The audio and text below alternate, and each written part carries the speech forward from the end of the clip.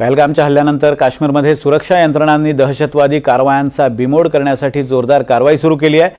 पहलगामनंतर दहशतवाद्यांनी कुपवाड्यात सुद्धा एका काश्मीरी तरुणाचा बळी घेतलाय। आता कुपवाडात उच्छाद मांडणाऱ्या दहशतवाद्यांना शोधण्यासाठी सुरक्षा यंत्रणांनी शोध मोहीम सुरू केली आहे। याच शोध मोहिमांमध्ये नेमकं काय आणि कसं काम चालतं हे आता आम्ही तुम्हाला दाखवणार आहोत। अशा मोहिमांमध्ये जीवावर उदार होऊन काम करावं लागतं। एनडीटीव्ही मराठीचे प्रतिनिधी राहुल कुलकर्णी कुपवाड्यातल्या या शोध मोहिमेत सामील झालेत। आपण पाहूयात हा खास ग्राउंड रिपोर्ट।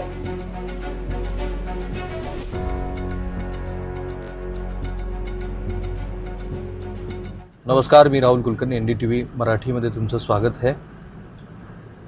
नमस्कार, मैं राहुल कुलकर्णी, आपका एनडीटीवी में स्वागत है। हम लोग वहाँ पे रहे हैं जहाँ पे एक सर्च ऑपरेशन चल रहा है। आपको तो पता ही है कि जो टेररिस्ट अटैक हुआ है तब से ये प्रयास किया जा रहा है कि जो टेररिस्ट आए थे उनको ढूंढना जाए। प्रयास ये भी हो रहा है, जैसे एनआईए की टीम आई है, जो सदानंद दाते साहब हैं, वो पहलगाम गए थे, फिर आज बैसनर में एनआईए की टीम फिर दूसरे दिन गई है।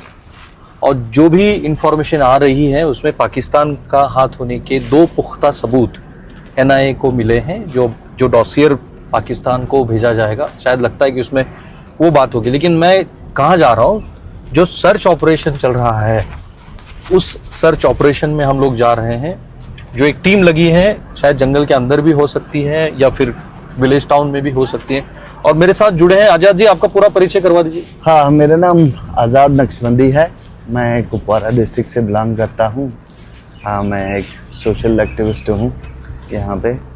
तो मैं इस वक्त एक कंपनी कर रहा हूँ एनडीटीवी की टीम को कंडी फॉरेस्ट बेल्ट की ओर, साधु गंगा इलाके में, जहाँ पे रिसेंटली एक इनोसेंट की अननोन गनमैन के जरिए किलिंग हुई थी।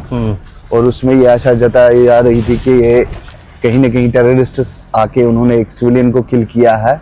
और उसके बाद लगातार जो है पुलिस की ओर प्रयास किए जा रहे हैं। सर्च ऑपरेशंस डिफरेंट लोकेशंस पे, पर्टिकुलरली कंडी बेल्ट में लगाए गए हैं और उनकी तलाश जारी है। और उसी प्रोग्राम में मैं आज। लेकिन आजाद साहब, हमेशा कुपवाड़ा जो है ना जी, वो चर्चा में रहा है ना। 3 दशक हो गए कुपवाड़ा, जहाँ जिस एरिया में आप होंगे, बहुत ही सेंसिटिव एरिया है क्योंकि ये बॉर्डर से भी जुड़ा हुआ है। तो अभी जो पिछले कुछ महीनों में शायद सब कुछ नॉर्मल लग रहा था, फिर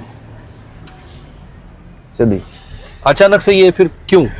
देखिए, ये मैं जाती तौर इसको समझता हूँ, ये सिर्फ अभी नहीं हुआ है, पिछले 2-3 साल से देखा गया है। एक नई डेवलपमेंट का दौर जो शुरू हुआ यहाँ पे, लोगों ने अमन पे यकीन करना शुरू कर दिया। तो हमारे जो पड़ोसी देश है, मैं ओपनली कहूंगा, मेरा भी ये मानना है कि ये साजिश शायद कहीं ना कहीं वहीं से रची गई है, पाकिस्तान से रची गई है। इंडीड, बहरहाल इन्वेस्टिगेशन जारी है, उसकी एनआईए अपने हिसाब से कर रही है। लेकिन ये देखा गया है, 2023 में देखा गया, हमारे जम्मू में जो यात्रा करने के लिए आए थे, जो कि हिंदू कम्युनिटी से थे, उन पर अटैक किया गया। उसके बाद अभी रिसेंटली जो पहलगाम में अनफॉर्चुनेट इंसिडेंट हुआ, जिसमें चुन चुन के हिंदू कम्युनिटी को, लोगों को मारा गया। एम उनका ये है कि वो चाहते हैं यहाँ पे क्रिमिनल वायलेंसेस हो, बिकॉज उनको भी पता है कहीं ना कहीं पे इंडिया में भी कुछ न कुछ हद तक क्रिमिनल फोर्सेस जो हैं, be it from Muslim community, be it from Hindu community, वो हैं, सक्रिय हैं। तो उनको इन ऐसे इंसिडेंट्स करा के उनको एक्टिवेट कराया जाए और आपस में लड़ाया जाए। आपस में जब ये लड़ेंगे तो उसमें उनकी जीत है। लेकिन अब की बार ये भी ऑब्जर्व किया मैंने कि पूरा जम्मू कश्मीर का अवाम जो है, उन्होंने इस चीज के कड़े शब्दों में निंदा की, बल्कि रो रहे हैं, तरस रहे हैं कि ये सब क्या हो रहा है कश्मीर के नाम पे, हमारे मुसलमानों के नाम पे। ये जो भी हो रहा है, ये टेररिज्म के सिवा कुछ नहीं है। और कहीं ना कहीं मैं समझता हूँ कि इसका जवाब देने का समय भी अब आया है। चलो थोड़ा नीचे उतरते हैं, क्योंकि हम लोग हम तो इसको कट नहीं करेंगे, जैसा भी है दिखा देंगे, क्योंकि प्रयास तो यही है। देखिए, सब जानते हैं कि कश्मीर जो है वो नंदनवन है भारत के लिए, है ना।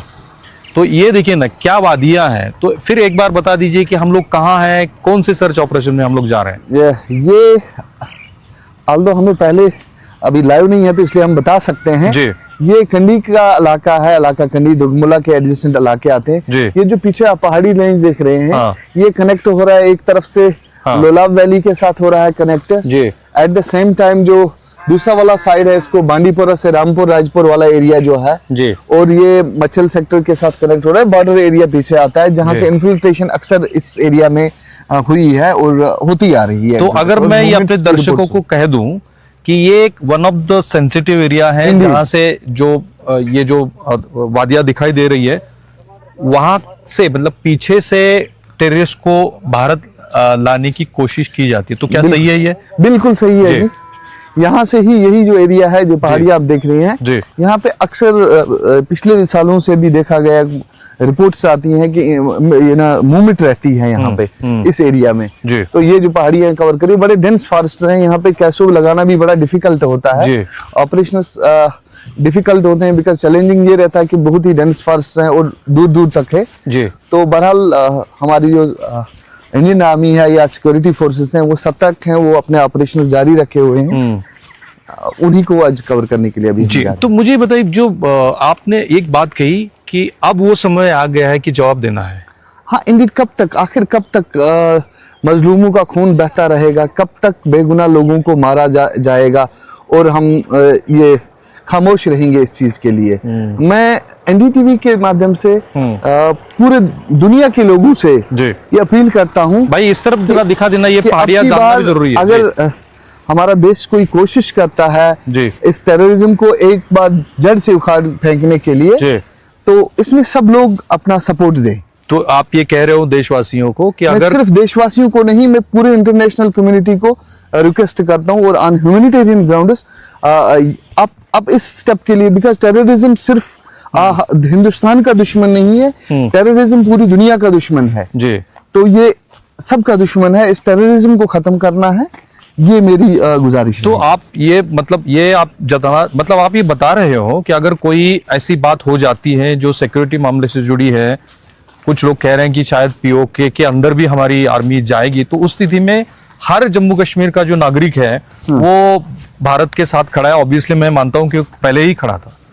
इंडीड, अगर ऐसा कोई भी इनिशिएटिव लिया जाया है, इससे पहले भी अगर देखा गया, अगर 71 में जो वार हुआ है उस दौरान भी जब कबायलियों ने यहाँ पे रेड की थी, उन्होंने यहाँ की महिलाओं के साथ जो है अत्याचार किया था, बलात्कार किया था, यहाँ के घर लूटे थे। और अब की बार भी जो है आई एम वेरी श्योर कि कश्मीर के पूरे लोग जो हैं इस चीज के साथ होंगे। तो मी तुम्हाला सांगतो, पहिलं असं चॅनल असेल की जे अतिरेक्यांच्या सर्च ऑपरेशन मध्ये जाता आहे आणि ह्या बघा ना, हा सुंदर निसर्ग समोर जर तुम्ही बघत असाल तो पूरा बर्फ जमी है, पूरा बर्फ जमी, देखिए कितनी खूबसूरत वादी है और इसको किस जहन्नम में बना के तब्दील कर दिया इनको।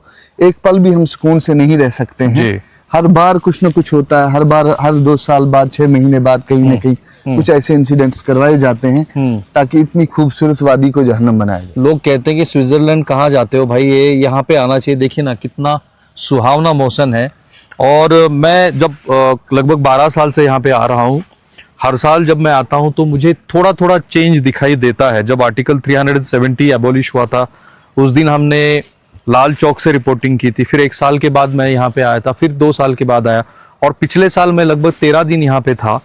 तो मुझे अच्छा लग रहा था कि जो इकोनॉमिकल एक्टिविटीज हैं वो पटरी पे आई हैं। लोग भारत के कोने कोने से आ रहे, पश्चिम बंगाल से भी लोग आ रहे थे, मैं देख रहा था, मुझे अच्छा लग रहा था। सर यहाँ पे एडवेंचर टूरिज्म बढ़ा था, बॉर्डर टूरिज्म एकदम इतना हद से ज्यादा बढ़ा था। हमारा केरन सेक्टर हो, टंगधार सेक्टर हो, मचल सेक्टर हो, सब लोगों ने प्रयास लगाए थे, सरकार ने प्रयास लगाए, अपनी पूरी कोशिश की। डिफरेंट कॉर्पोरेट्स ने यहाँ पे CSR के तहत सपोर्ट किया जी। ऐसे इनिशिएटिव, और टूरिस्ट दुनिया भर के आ रहे थे। अब कुपवाड़ा डिस्ट्रिक्ट जो है यह पिछले 30 साल जो टर्मोइल रहा है इसमें बुरी तरह से इकोनॉमिकल लॉस हुआ, लेकिन अब रिवाइव हो रहा था, वो चीजें एकदम सब खत्म हो गई। तो वही तो तोड़ना चाहते आपने हैं। रास्ते में अभी देखा लोगों को ये शिप हर्ड्स लेकर आ रहे, शेपर्ड्स हो गए, ये लोग जाते थे पहाड़ों पे अपना लाइव स्टॉक लेकर, अब ये भी नहीं जा सकते हैं, इनका पूरा बर्बाद हो ये रहा है। मैं जो आजाद साहब है, ये तो हम लोगों को वो बात बता रहे हैं जो मैं कहता हूं कि बहुत ही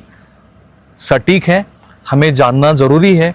और चूंकि मैंने कहा कि हम एक सर्च ऑपरेशन में जा रहे हैं, तो निकलते हैं, देखते हैं कि किस तरीके से सर्च ऑपरेशन होता है। और एक घर भी मैं आपको दिखाऊंगा जो मुझे लगता है कि टेररिस्ट था, उसका घर उड़ाया गया है। हाँ, रिपोर्टेडली चलिए वो भी देखा, चलिए।